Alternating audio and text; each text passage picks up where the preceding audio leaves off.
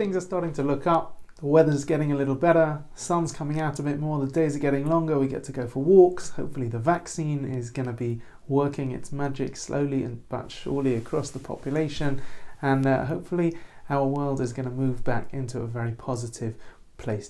Of course, life has its ups and downs, but please God, we're on our way up.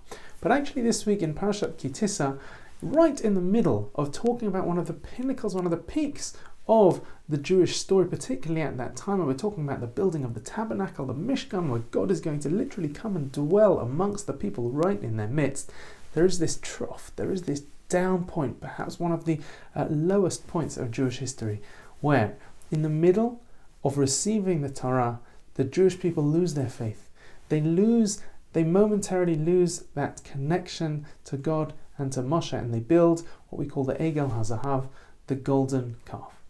And many of us are taught the fact that Moshe comes down from the mountain holding the two tablets, holding these very, very heavy tablets of stone, perhaps being helped in a miraculous or by angels, perhaps holding up these stones, and that when he sees the Jewish people dancing around this golden calf, he then smashes those stones on the floor. But this is actually very puzzling when we look into the verses themselves, because the Psukim very, very clearly tell us that God told Moshe when he was up the mountain to go down because the people were doing that. That actually God forewarned Moshe and told him that this is what they are doing. And in a sense, what might have expected Moshe's reaction to be when he was at the very top of the mountain, when he hears about what they've done, when God tells him this is what the Jewish people are doing, Moshe might have understandable anger. But for some reason, Moshe doesn't seem to have that reaction. It's only when he comes down the mountain, it's only when he actually sees them around the golden calf that he smashes the luchot, and that seems to be where his reaction comes. That seems to be, in a sense, where the penny really drops for Moshe. So what is it that changes? Rabbi Yaakov Kamenetsky actually suggests a very, very fascinating thing. And that is that when God tells Moshe that the Jewish people had made the golden calf, Moshe, as the leader of the Jewish people, perhaps could have rationalized, perhaps could have said, it's very, very difficult for them. They've been waiting for 40 days. This is a people with a mentality. This is a people who have had such a difficult time. Maybe, okay, I understand they're having difficulty. They're losing their faith. And in a sense, he was sort of ready to try and help them, ready to try and galvanize them, to try and sort of, put his arm around them and say, come on, guys, I know we've made a mistake. Let's get up. But when he comes down and he sees the Jewish people dancing, and he sees them singing, and he sees them joyous in this moment, that is the moment of his emotional reaction. That is when he smashes the luchot. That is when he has to give them this very, very hard, this very, very tough love, where he has to tell them this is terrible, what has happened here is awful. Because when we have enthusiasm for something, when we get excited about something, when we actually ourselves get in that mood and we say, this is wonderful, this is fantastic, then that really helps us to internalize something. That makes it a part of us. It makes it something that we want. It makes it something that becomes part of who we are. And that can be both for good and for bad. And for the Jewish people in that moment, of course, that was something bad.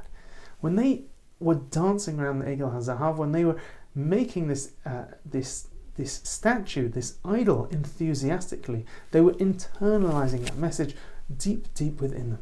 They were bringing into their very being this sense that actually this is what they were going to serve. Eile Elokecha Yisrael, these are your gods, this is your gods, this is what is going to help us to get through the wilderness. And I think that we have the exact opposite opportunity. We have the opportunity to make the positive things that we do exciting, to be enthusiastic about them. Not just to show up, not just to go to shul because it's something we have to do, not just to go through Purim, to go through Pesach because it's something we have to do, to perhaps educate ourselves and our children because we feel it's the right thing to do, but to actually bring a little bit of passion, to bring a little bit of enthusiasm, it's a little bit of excitement, to find that spark, to find something which is going to make us smile, which is going to make us perhaps even want to get up and dance, even though we're a bit English, but really, really want to get up and sing. And I think that's something that we've really been missing a lot over the last year. Even when shul has been open, we're perhaps missing that enthusiasm, that excitement. Has been a little bit more difficult to find that spark.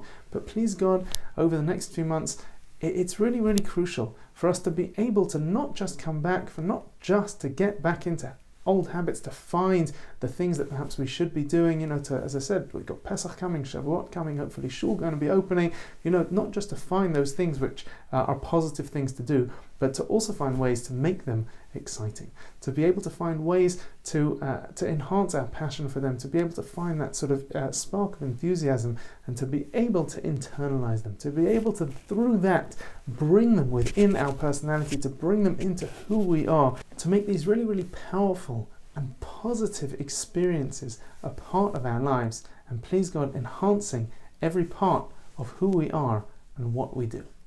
Shabbat Shalom.